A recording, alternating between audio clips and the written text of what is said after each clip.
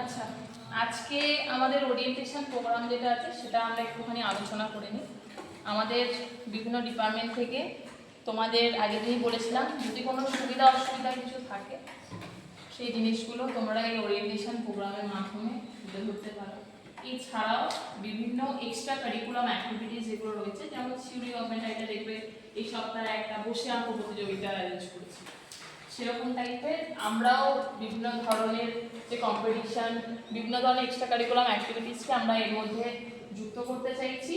এবং এখানে সমস্ত কিছুই থাকবে। যে ধরো এই কালকে আমরা একটা ঘটনা দেখছিলাম, আমি যেখানে ছিল ফেসবুকেই দেখছিলাম, যে একটা স্কুলের হেডমাস্টার মশাই ছিলেন, প্রাক্তন প্রধান শিক্ষক, এবং উনি আসছিলেন ওনার ছেলের সাথে রাস্তা দিয়ে, দুর্গাপুরের ঘটনা অনেকে দেখে থাকবে, যে মৌমাছির আক্রমণে উনি মারা গেছেন। শুনেছো তোমরা?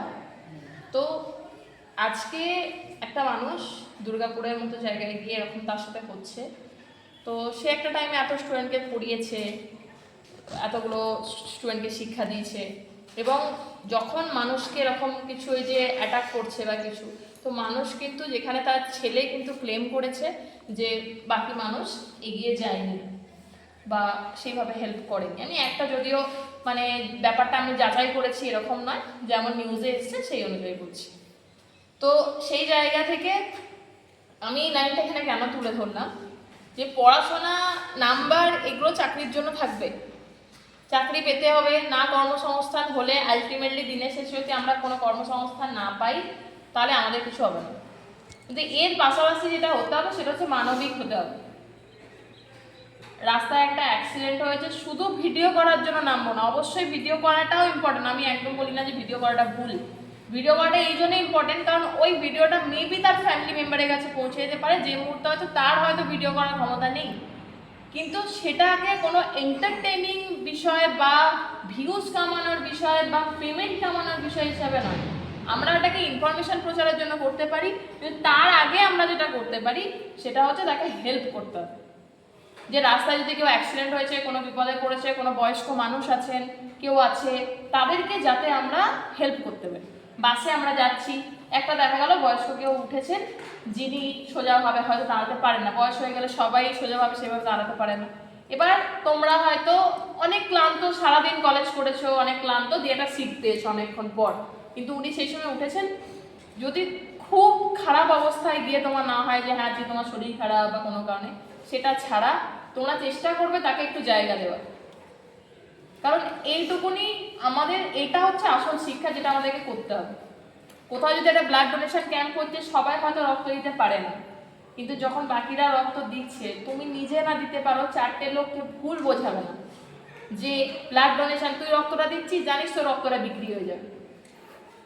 রক্ত যদি আজকে মানুষ দেয়া বন্ধ করে দেয় তাহলে পরে কিন্তু প্রচুর প্রাণ শেষ হয়ে যাবে। তো সেই জিনিসটা কিন্তু তোমরা জানো, মানুষ যখন বিপদে পড়ে তখন কোন সিচুয়েশনের মধ্যে দিয়ে আমরা যাই, এই জায়গাগুলো খুব ইম্পর্টেন্ট। দ্বিতীয়ত, আমরা প্রত্যেকের সাথে যোগাযোগ রাখবো, আমাদের প্রত্যেকের সাথে সম্পর্ক ভালো রাখতে হবে, কারণ কখন লাইফে কাকে দরকার এটা আমরা জানি না। আজকে দরকার নেই, কাল দরকার পড়বে। আমরা সবসময় হসপিটাল, নার্সিংহোম, কোর্ট, উকিল এদের থেকে দূরে থাকতে পছন্দ করি, কিন্তু এর কোনো অ্যাবসলিউটি নেই না আমার জীবনে এই ঘটনাগুলো আসবে না। তাই পরিচিতি তো সবার সাথেই থাকতে হবে, দরকার পড়বে। তোমরা প্রত্যেকেই শিক্ষিত, এইটা বলার মতো জায়গায় যেন দাঁড়াতে পারো যে আমার কাছে শিক্ষা আছে। শিক্ষা মানে কিন্তু ডিগ্রি নয়, শিক্ষা মানে শুধু যে আমি প্রচুর ডিগ্রি রয়েছে তাহলেই শিক্ষিত, এরকম নয়। আমরা যেটাই করছি সমাজে যেন মানুষ আমাদের অন্তত ভালো বলে। তুমি যদি রাস্তায় দেখছো কেউ, এই এখন ঠান্ডা পড়েছে, তো মানুষের তো দেখো সবার পক্ষে সম্ভব নয় যে কম্বল কিনে মানুষকে আমরা দান করতে পারি, এত ঠান্ডা পড়ে রাস্তায় তো লোক থাকে, কিন্তু আমাদের অনেক পুরোনো জামা কাপড় আছে যেগুলো আমরা পরি না, সেটা আমরা লোককে কিন্তু দিতে পারি, ঠিক আছে, যেটা হয়তো আমি পরবোই না, ছোট হয়ে গেছে বা কিছু, সেই জায়গাগুলো কিন্তু তোমরা দেওয়ার জন্য এটা করার চেষ্টা করবে। আমাদের কলেজে এই কথাটা কেন বললাম, আমরা কলেজে বস্ত্র বিতরণ অনুষ্ঠান করে থাকি, যদিও এই বছর দুর্গাপূজার সময় সেটা আমরা করিনি। আমরা ভাবছি এই যে ঠান্ডা পড়ছে এই সময় আমরা এটা করবো, পুরোনো জামা কাপড় বা এই জিনিসগুলো, সেই জন্যই এই কথাটা তুললাম।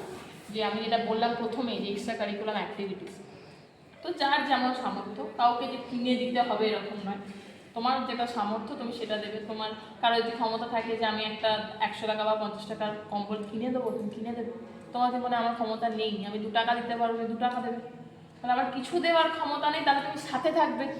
যখন কাজটা করতে যাওয়া হবে তোমাকে যেন পাওয়া যায়, তুমি টাকা দিলেই থাকতে পারবে এরকম না। আমাদের কলেজের আগের প্রিভিয়াস, তোমরা নতুন স্টুডেন্ট, তোমরা যদি জেনে থাকো আগের প্রিভিয়াস যে ব্যাচগুলো ছিল তাদের ভিডিও দেখলে দেখতে পাবে। এরকম তো কখনো পসিবল না যে সবাই প্রচুর হেল্প করেছে, কিন্তু স্টুডেন্টরা থেকেছে। এছাড়া আমাদের বিভিন্ন স্পোর্টস অ্যাক্টিভিটিস এগুলোও আমরা করাবো। আর আমাদের শান্তিনিকেতন মেডিকেল কলেজের কথা তোমাদের অলরেডি বলা হয় প্রত্যেক দিন, যে এই কারণেই বলা হয়, ধরো এখন একটা নতুন, যেটা আমি আজকে খালি একটা পয়েন্টই বলবো, যে চোখের আলো যে প্রজেক্ট আছে, চোখের আলো প্রজেক্ট আমাদের পশ্চিমবঙ্গ সরকারের, সেই চোখের আলো প্রজেক্টের আওতায় বীরভূমে থাকে এরম কোনো মানুষ যার বাড়ি বীরভূমে, তারা যদি চোখের কোনো রকম অপারেশন বা ছানির অপারেশন বা মানে যেগুলো হয় লেন্স বসানো বা রেটিনার যে সমস্ত এগুলো থাকে, এরকম কিছু যদি অপারেশন করাতে চান, সেটা কিন্তু সম্পূর্ণ বিনামূল্যে শান্তিনিকেতন মেডিকেল কলেজ হসপিটাল করে দিচ্ছে। তো এইটা এর মধ্যে পশ্চিমবঙ্গ সরকারের যেহেতু প্রজেক্ট, সেজন্য সরকারের সহযোগিতায় অবশ্যই কিন্তু শান্তিনিকেতন মেডিকেল কলেজে এই পরিষেবা পাওয়া যাচ্ছে।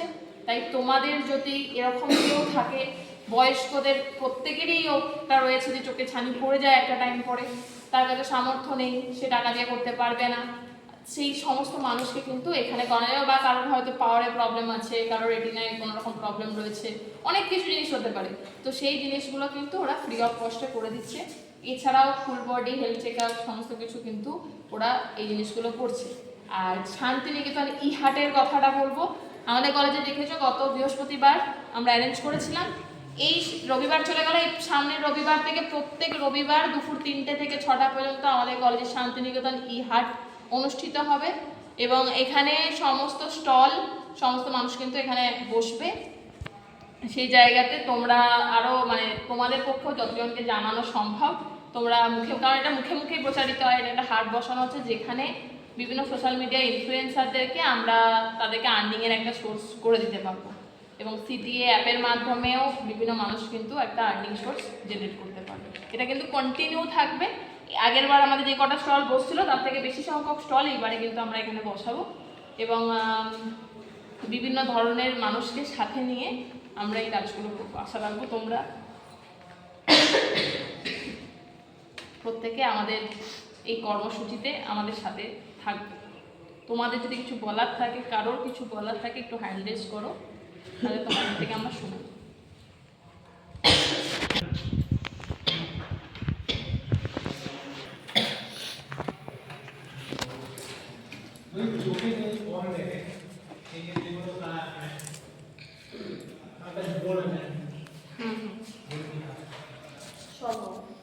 কোনো অসুবিধা নেই। আর তোমরা যেহেতু এই কলেজের স্টুডেন্ট, সেই ক্ষেত্রে যদি আরও অন্য কিছু যদি সমস্যা থাকে, কারণ এটা মেডিকেল কলেজ তো সব ডিপার্টমেন্ট আছে, নিউরো ইউরো সমস্ত কিছু রয়েছে, তাই যাদের দরকার সবসময় হয়তো ইন্ডিভিজুয়ালি পসিবল হয় না, কলেজের যে কোনো টিচার যে কোনো কারোর সাথে কথা বলো, আমরা সহযোগিতা করবো তোমাদেরকে এটা করে দেওয়া। শুধু ঠিকঠাকভাবে প্রেসক্রিপশন যেটা তার রয়েছে বা প্রিভিয়াস যেগুলো সে ট্রিটমেন্ট নিচ্ছিল সেই কাগজটা কিন্তু লাগবে। কারণ চোখ কান মানুষের মানে হিউম্যান বডির প্রত্যেকটা পার্টসই খুব সেন্সিটিভ পার্ট, যাতে কোনোভাবেই ভুল ট্রিটমেন্ট না হয় তার জন্য প্রিভিয়াস হিস্ট্রি কিন্তু পুরোপুরি জানা প্রয়োজন। তাই সমস্ত কাগজপত্র যেগুলো রয়েছে বা কোনো টেস্ট করানো থাকে সেগুলো তারা প্রোভাইড করলে কোনো অসুবিধা নেই, সম্পূর্ণ বিনামূল্যে এটা করে দেবে। ঠিক আছে? আর কারো কিছু বলার আছে?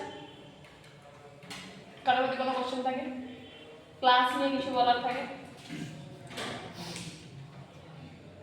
কলেজে আসবেন এটা নিয়ে